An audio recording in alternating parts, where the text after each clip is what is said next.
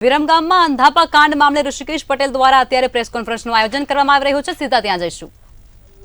જે નોર્મ્સ છે એ નોર્મ્સ પ્રમાણેની વ્યવસ્થાઓની ચકાસણીની પણ સરકારી આગામી સમયમાં નિયમો સાથે એની અમે ચકાસણી પણ કરવાના છીએ।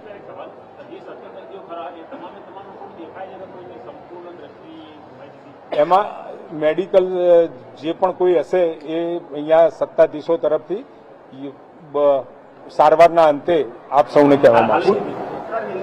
ભૂતકાળમાં સર અમરેલી, રાજકોટ, વલ્લભ વિદ્યાનગરમાં આ પ્રકારના બનાવો બન્યા હતા। તપાસ કમિટી પણ નિમવામાં આવી, તપાસ પણ થઈ, પણ કોઈ ખાસ એક્શન નથી લેવાતું। આ વખતે પણ આવું થશે, તપાસ કરવામાં આવશે, કોઈ પગલાં નહીં લેવાય કે તપાસ? દર વખતે જ્યારે પણ આવા બનાવ બન્યા એટલે દર્દીઓના સગા વહાલા સાથે જરૂરી જે હોસ્પિટલની નેગ્લિજન્સી માલુમ પડી છે આપણે ત્યાં પગલાં લેવાયા જ છે ને આમાં પણ હજુ આવતા સમયની અંદર પણ આંખોના ઓપરેશન હોય કે સર્જિકલ કોઈ પણ પ્રકારના ઇન્ફેક્શન થાય એવા સંજોગોમાં જેટલી પણ હોસ્પિટલો કાર્યરત હોય એના માટેની કડક આચાર સંહિતા સાથે સૂચના અને સાથે એનું ઇન્સ્પેક્શન કરવા માટે સરકારના વિભાગમાં સૂચના પણ આપી દેવામાં આવી છે, જેથી કરી અને આવતા સમયની અંદર જે તે નોર્મ્સ પ્રમાણે ઓપરેશન થિયેટર અને ઓપરેશન પ્રોસિજર સર્જરીની પ્રોસિજર થાય એની ચિંતા સરકારનો આરોગ્ય વિભાગ કરવાની જ છે।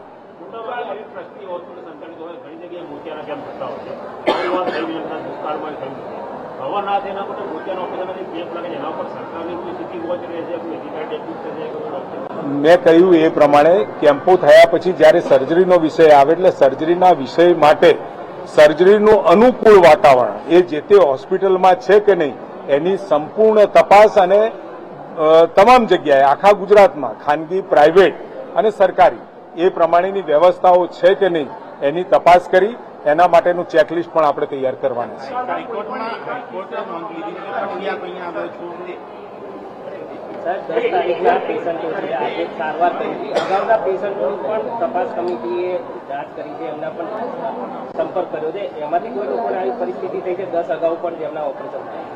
બધાની સાથે લગભગ 103 જેવા પેશન્ટો હતા, એમાંથી તમામની લગભગ કેટલા બાકી રહ્યા?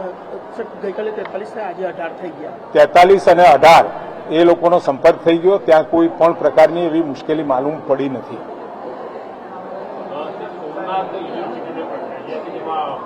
આજે અત્યારે એની જ વાત કરીશું।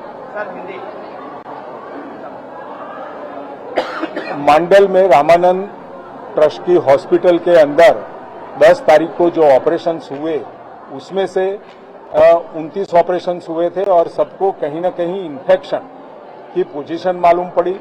वहां पर 10 तारीख को ऑपरेशन हुए, उसमें से 5 पेशेंट की फरियादें हुई थी।